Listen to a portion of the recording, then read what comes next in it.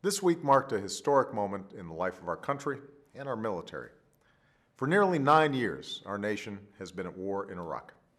More than 1.5 million Americans have served there with honor, skill, and bravery. Tens of thousands have been wounded. Military families have sacrificed greatly, none more so than the families of those nearly 4,500 Americans who made the ultimate sacrifice.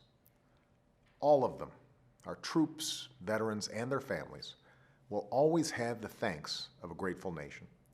On Thursday, the colors our armed forces fought under in Iraq were formally cased in a ceremony in Baghdad before beginning their journey back home. Our troops are now preparing to make their final march across the border and out of the country. Iraq's future will be in the hands of its own people.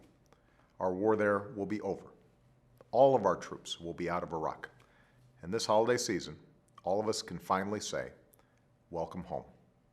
This is an extraordinary achievement, one made possible by the hard work and sacrifice of the men and women who had the courage to serve. And there's a lesson to learn from that, a lesson about our character as a nation. See, there's a reason our military is the most respected institution in America. They don't see themselves or each other as Democrats first or Republicans first. They see themselves as Americans first. For all of our differences, all of our disagreements, they remind us that we are all part of something bigger, that we are one nation and one people. And for all our challenges, they remind us that there is nothing we can't do when we stick together. They're the finest our nation has to offer. Many will remain in the military and go on to the next mission. Others will take off the uniform and become veterans. But their commitment to service doesn't end when they take off the uniform. In fact, I'm confident the story of their service to America is just beginning.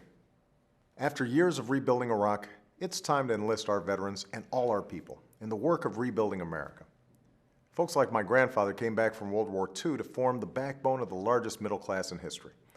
And today's generation of veterans, the 9/11 generation of veterans, is armed with the skills, discipline, and leadership to attack the defining challenge of our time, rebuilding an economy where hard work pays off, responsibility is rewarded, and anyone can make it if they try.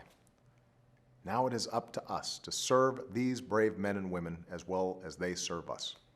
Every day they meet their responsibilities to their families and their country. Now it's time to meet ours, especially those of us who you sent to serve in Washington.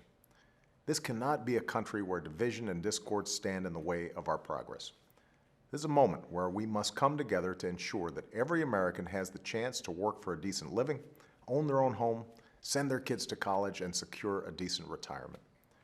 This is a moment for us to build a country that lives up to the ideals that so many of our bravest Americans have fought and even died for. That's our highest obligation as citizens. That is the welcome home that our troops deserve. Thanks.